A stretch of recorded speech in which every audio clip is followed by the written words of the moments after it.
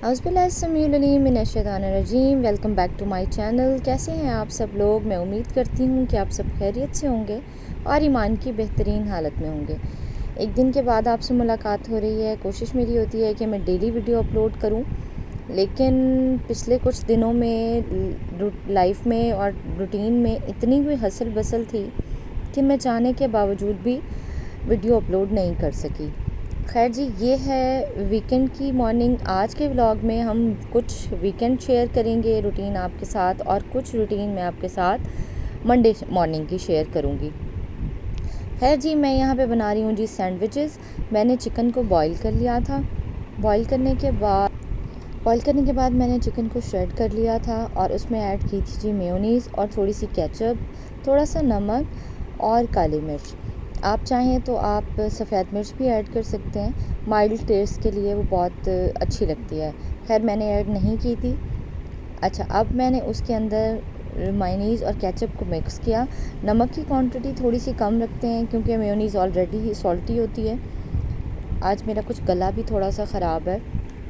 मौसम चेंज हो रहा है, दोपहर में गर्मी हो जाती है दिन के टाइम, और शाम में ठंडक होना शुरू हो जाती है। प्यास लगती है तो हम ठंडा पानी पी लेते हैं और फ़ौरन ही गला इफ़ेक्ट होना शुरू हो जाता है। खैर जी, मैंने उनको अप्लाई कर लिया था, बनाई भी पूरी जो मिक्सचर था उसको मैंने सैंडविच पे अप्लाई कर लिया था और ब्रेड के ऊपर स्लाइसेस रख के मैंने उसको सैंडविच बना लिया था। आप ऐसे भी सर्व कर सकते हैं, मैंने खैर कट कर दिया था। उसके बाद आ गई थी जी मैं बेटे के लिए स्कूल के एडमिशन के लिए। पहले मैं उसको घर के पास में ही भेजती थी, साल एक मैंने वहाँ भेजा क्योंकि बहुत छोटा था, अभी 5 इयर्स का भी नहीं था। तो दूर भेजना थोड़ा सा डिफ़िकल्ट डिसीजन होता है छोटे बच्चों के लिए, और यहाँ वो 11 बजे घर आ जाता था और मैं उसको लेने के लिए भी जाती थी, तो काफ़ी मेरे लिए मुश्किल हो जाता था।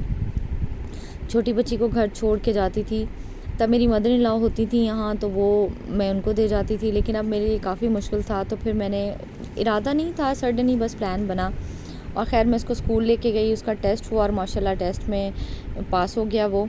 और अब हम उसके स्कूल की शॉपिंग करने के लिए आ गए हैं। उसकी कुछ स्टेशनरी ली, कुछ शूज़ लेने थे उसके स्कूल के, वो लिए।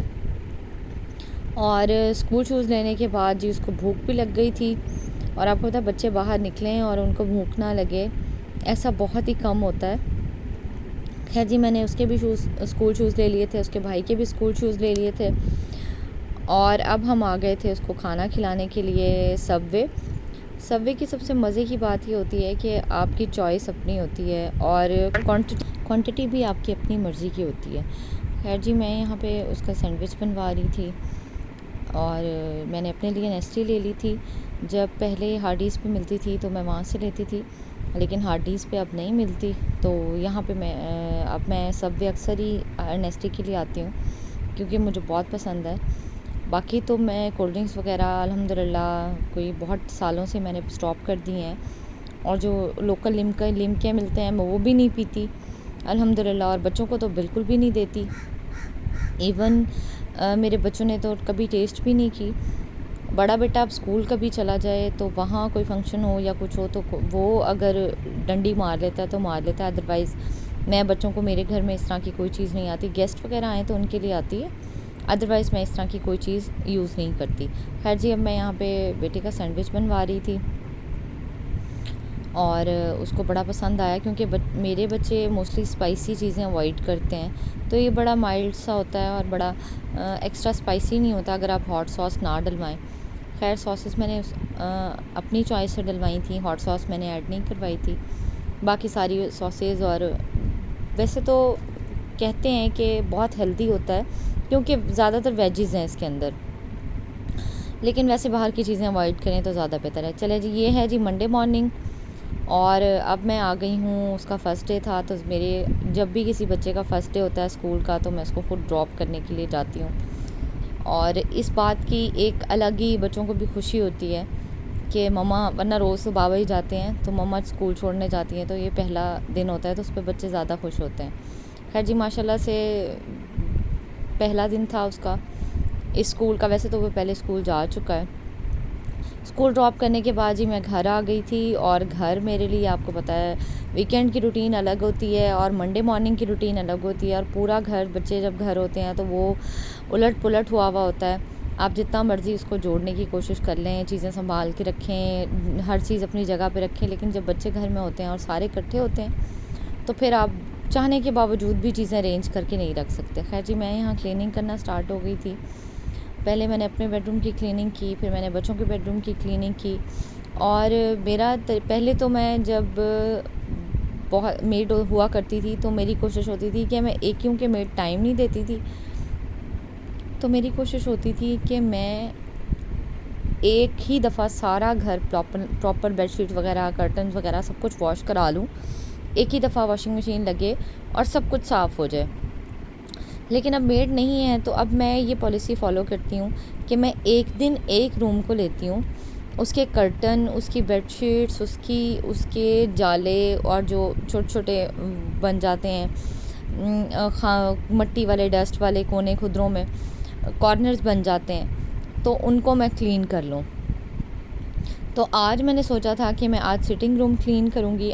प्रॉपर सारी क्लीनिंग करने के बाद मैं सिटिंग रूम में आ गई थी और मैं आज सिटिंग रूम को क्लीन करने के लिए मैंने ऊपर से सोफ़ा कवर रिमूव किए थे। मेरी एक आदत है और ये बड़ी अच्छी आदत होती है अगर आप इसको अपना लें तो, मैं कभी भी किसी कवर करने वाली चीज़ को एक कवर से कवर नहीं करती। मैं हमेशा उसके ऊपर 2 से 3 कवर चढ़ा के, चाहे वो मेरे पिलोज़ हों, चाहे वो मेरे कुशन्स हों, चाहे वो मेरे सोफ़े हों, चाहे वो मेरी बेडशीट्स हों। बेडशीट्स के नीचे तो मैंने वो प्लास्टिक शीट रिमूव नहीं की हुई, उसके ऊपर मेरा मैट्रेस कवर होता है और मैट्रेस कवर के ऊपर बेडशीट होती है। मैंने सोफ़ों के ऊपर भी 2-2, 3-3 चादरें डाली हुई हैं और उसके एक सेट के ऊपर मैंने सोफ़ा कवर भी डबल डाले हुए हैं।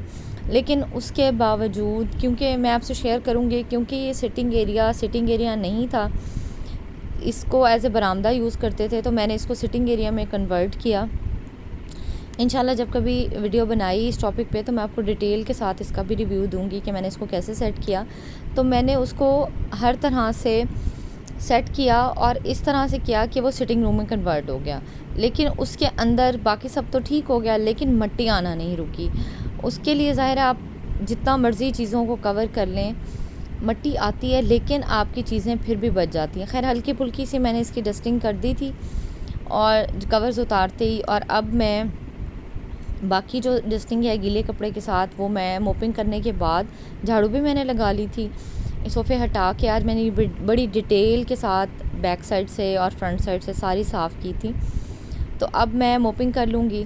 मोपिंग करने के बाद मैंने वॉशिंग मशीन लगा ली थी और मैंने सारे कवर्स वगैरह वॉश कर दिए थे। और अब टाइम जिस दिन मैं वॉशिंग मशीन लगाती हूँ या लॉन्ड्री करती हूँ, उस दिन मेरी कोशिश होती है कि कोई झटपट से बनने वाली चीज़ मैं बना लूँ। तो मैं यहाँ पे मेरे पास ड्रम पीसेस रखे हुए थे। जब मैंने आपसे मील प्लानिंग शेयर की थी तो मैंने आपसे शेयर किया था कि मैं ड्रम पीसेस को अलग करके रख लेती हूँ जब चिकन आता है, और बाकी चीज़ों को बोनलेस भी अलग कर लेती हूँ और बोन्स वाले भी पैकेट्स बना के रख देती हूँ। तो मैंने ड्रम पीसेस का जो पैकेट बना के रखा हुआ था, मैंने उसको रीफ्रॉस्ट किया, प्याज डाले, टमाटर डाला एक, उसके बाद बादियान खताई, मोटी इलायची ऐड की और साथ मैंने ड्रम पीसेस ऐड करके मैंने इनको हल्का सा भून लिया था, जैसे कॉमनली सब राइस बनाते हैं। इसकी कोई प्रॉपर रेसिपी तो नहीं होती, लेकिन हर किसी का अपना अपना तरीका होता है। खैर मैंने जी इसमें बिरयानी मसाले का हाफ़ पैकेट ऐड किया था और हाफ़ को मैंने चूल्हे से ही गर्म करके सील करके रख दिया था। इस तरह से आपका मसाला जो है वो ख़राब नहीं होता और इसमें कीड़ा नहीं पड़ता।